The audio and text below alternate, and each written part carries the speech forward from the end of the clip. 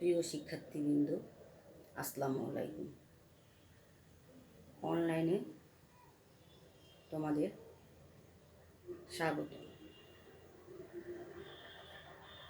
আমি গত ক্লাসে তাপগতিবিদ্যার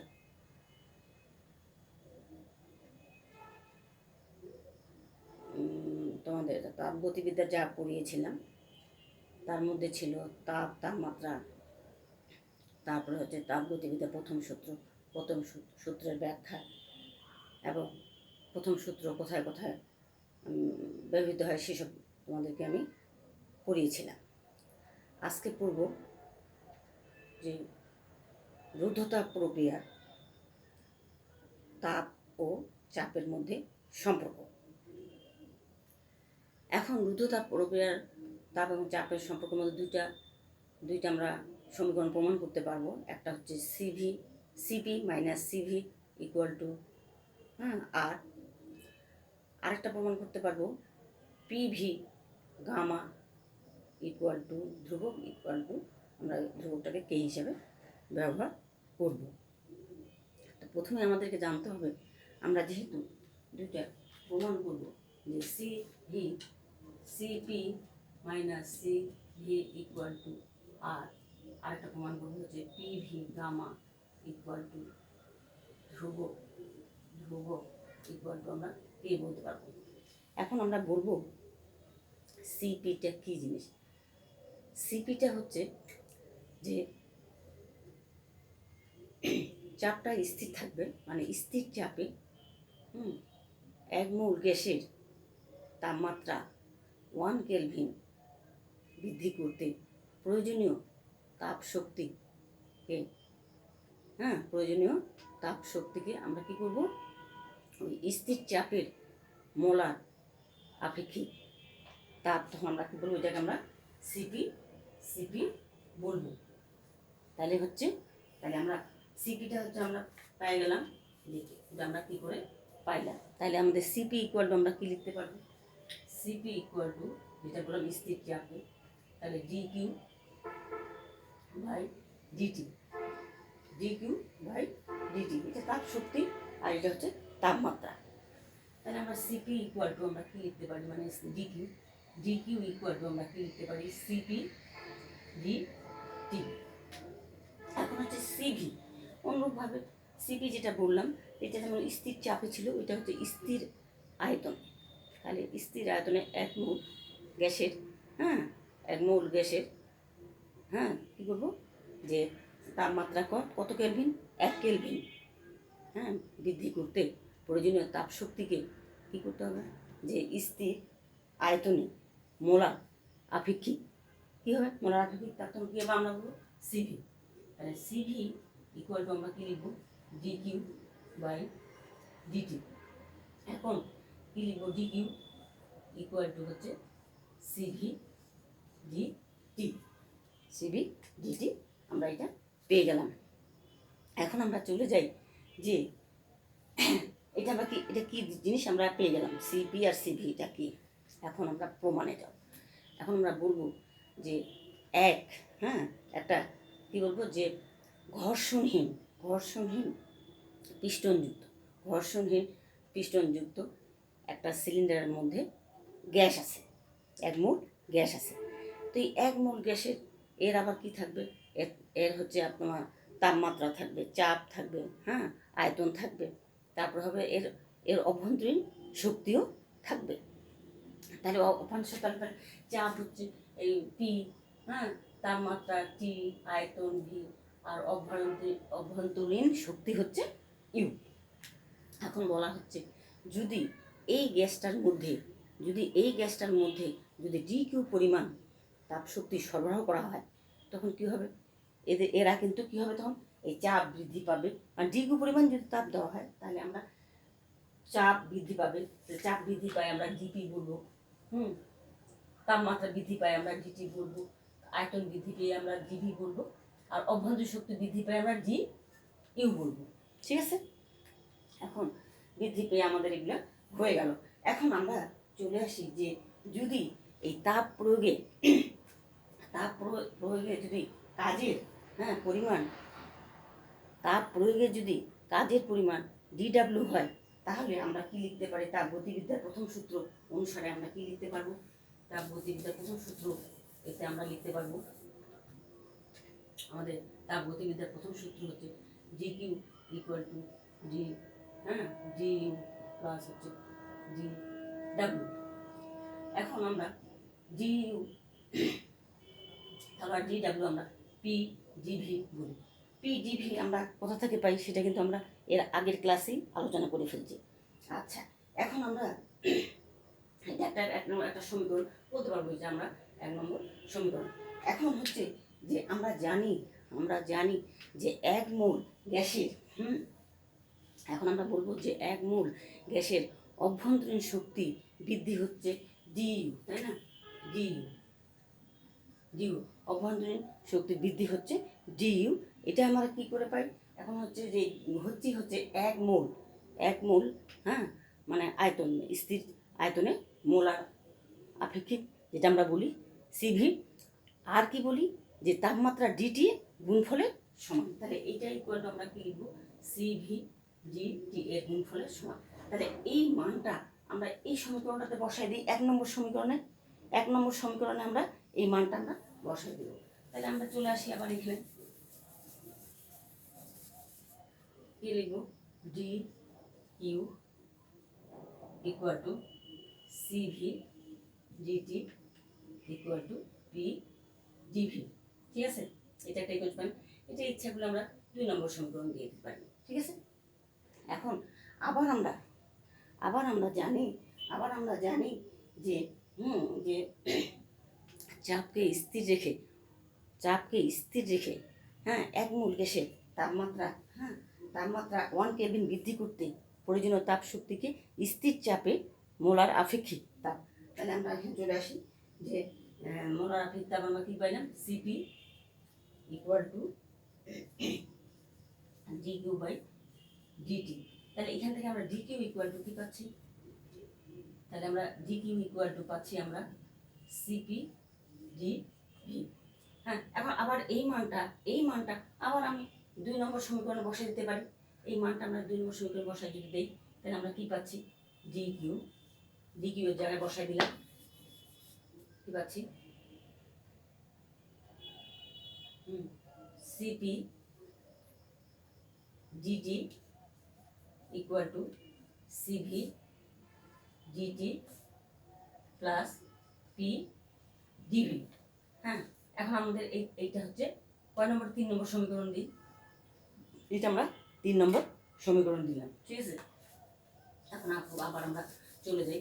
এখন আমরা জানি যে আদর্শ গ্যাসের ক্ষেত্রে আমরা পিভি ইকুয়াল টু আরটি। আদর্শ গ্যাসের ক্ষেত্রে আমরা কি জানি? পিভি ইকুয়াল টু হচ্ছে আরটি। এখন এইটাকে কি করব? আমরা ব্যবকলন করব, কিন্তু স্থির চাপে ব্যবকলন করলে কি হয়? পি ডিভি বাই ডিটি কার সাপেক্ষে? টি এর সাপেক্ষে। আর এখানে হচ্ছে আর লিখলাম, ডিটি বাই ডিটি হচ্ছে 1 হয়ে যায়।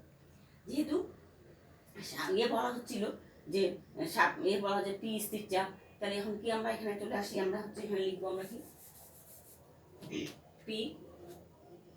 পি জিভি ইকুয়াল টু, এটা আমরা বজ্রগণ পরিপাশে নিয়ে যাই, আর ডিটি। এখন আমরা এই পি ডিভি এর জায়গায় এই 3 নম্বর সমীকরণে আমরা পি ডিভি এর মানটা বসাই দিব।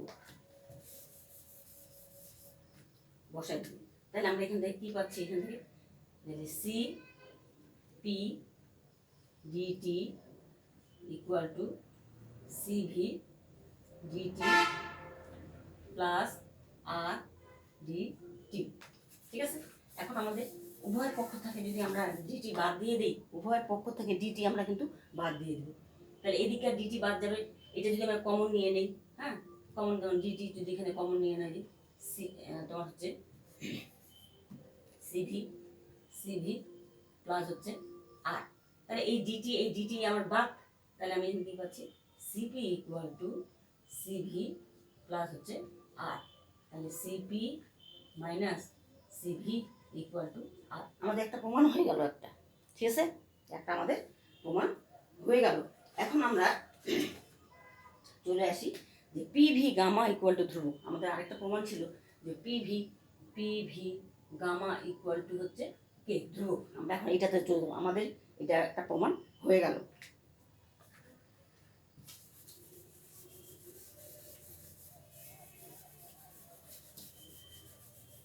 এখন আমরা চলে আসি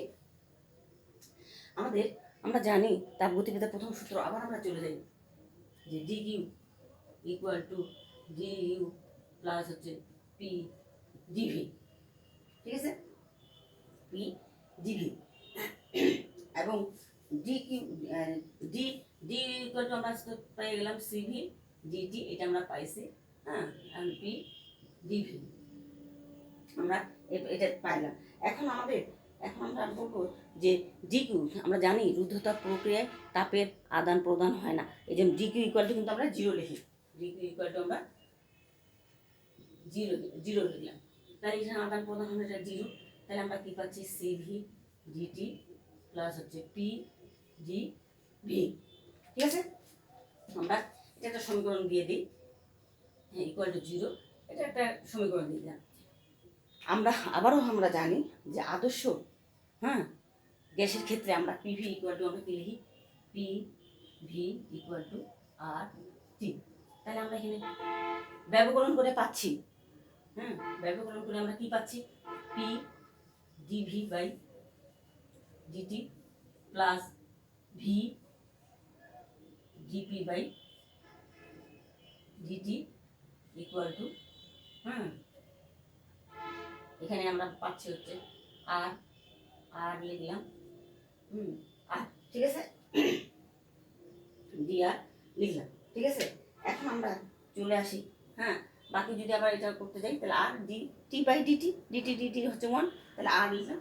এখন যদি আমরা এটাকে লসাগু করি, আমরা যদি লসাগু করি, তাহলে লসাগু আমাদের কী হবে, পি অতএব বা or P GV plus V GP equal to R G T, P DV plus V GP plus হচ্ছে R DT.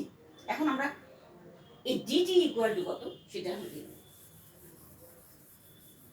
DT equal to আমরা কি লিখতে পারি, অর ডিটি ইকুয়াল টু এটাকে লিখি P DV plus plus plus V DP divided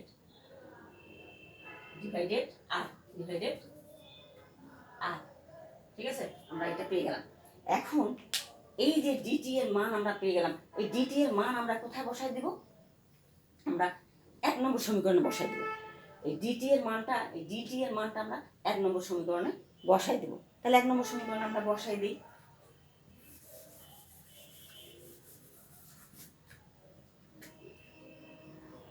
और এটা CV DT এর জায়গায় বসাবো আমরা P DV plus V DP divided R এখানে আমার কি আছে, এখানে ডিটি এর জায়গায় এটা আমার বসা দিলাম, এই পাশে থাকছে পি ডিভি ইকুয়াল টু 0, অতএব সি ভি পি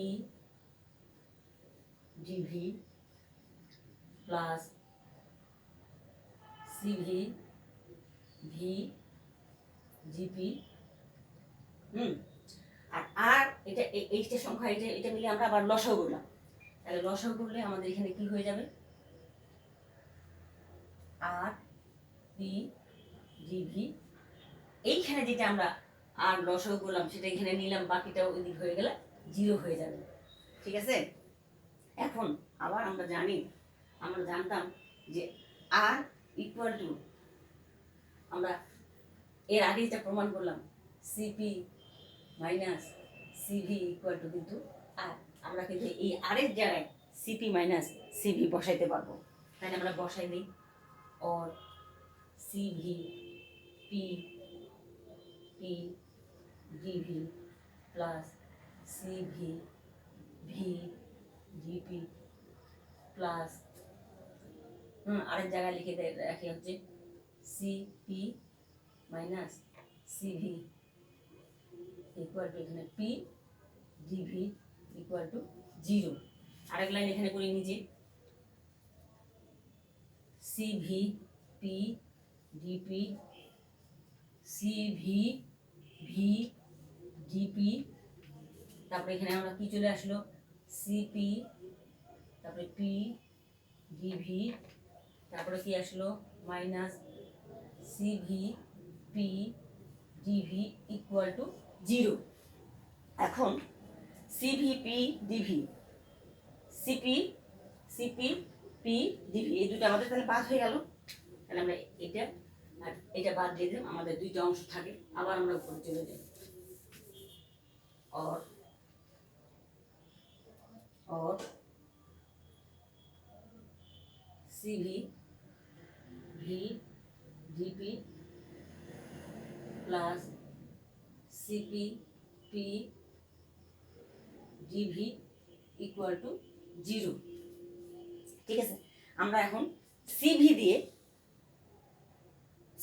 কি করি ভাগ করে দিই, সিভি দিয়ে উভয় অংশকে ভাগ করে দিই।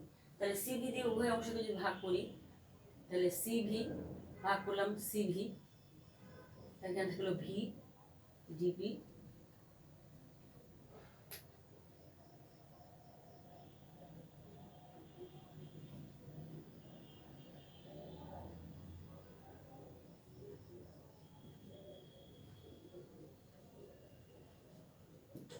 ইকুয়াল টু হচ্ছে 0।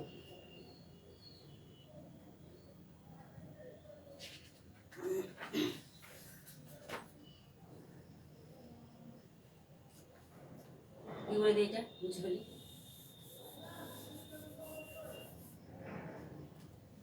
তাহলে আমাদের or V DP plus gamma দিই gamma P DV equal to 0।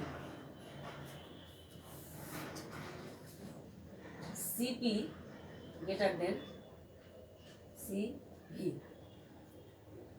এখানে সিপি সিভি এটা আমরা বলতে পারি ইকুয়াল টু হচ্ছে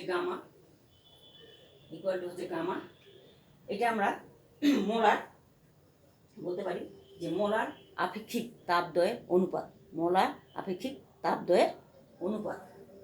তাহলে সিপি মানে সিভি ইকুয়াল টু গামা, তাহলে আমরা লিখলাম হচ্ছে সিপি মানে সিভি ইকুয়াল টু গামা। এখন আবার আমরা এই সমীকরণটাকে আবার আমরা কি করব পি ভি দিয়ে উভয় অংশকে আবার ভাগ করে দেব। তাহলে আমরা কি লিখলাম এখানে ভি পিভি দিয়ে যদি ভাগ করে দিই পিভি ডিপি, গামা থাকলো এখানে পি ডিভি, এখানে আমরা পিভি দিয়ে ভাগ করে দিলাম 0। এখন দেখো আমরা লিখতে পারি কি ভিভি বাদ গেল DP by P plus gamma, এখানে পিপি বাদ গেল, পি থাকলো V DV by V equal to 0। এখন এটাকে আমরা সমাকলন করে পাই। এখন আমরা এখানে সমাকলন যদি করি, যেটা আমরা সমাকলন করে পাই কি লিখব log P gamma log E V দিয়ে দিলাম লগ কে, এটাকে যদি আমরা সমাকলন করি জিরোটাকে তারপর লগ ই কে দিয়ে দিলাম। এখন যোগের ক্ষেত্রে আমরা যোগের ক্ষেত্রে আমরা গুণ করে দিতে পারি, গুণের মধ্যে কি হয়ে যাবে আমাদের দুই পাশ থেকে আমরা কিন্তু লগ ই কমন নিয়ে নিই, তাহলে আমাদের কি চলে আসে আমাদের হচ্ছে ভিটা এইখানে দিই, তাহলে আমরা চলে আসি এখন হচ্ছে লগ হচ্ছে ঠিক আছে হ্যাঁ, এখন আমরা চলে আসি হচ্ছে এই যে গামা পরে, এই যে গামাটা আমরা ইচ্ছা করলে কি নিয়ে যেতে পাওয়ারে করে নিয়ে যেতে পারি। Log E P plus log E V, এই গামাটাকে আমি পাওয়ার উপরে নিয়ে যাই। এমনি যদি পাওয়ার থাকে তাহলে এটাকে আবার আমরা সামনে আনতে পারি।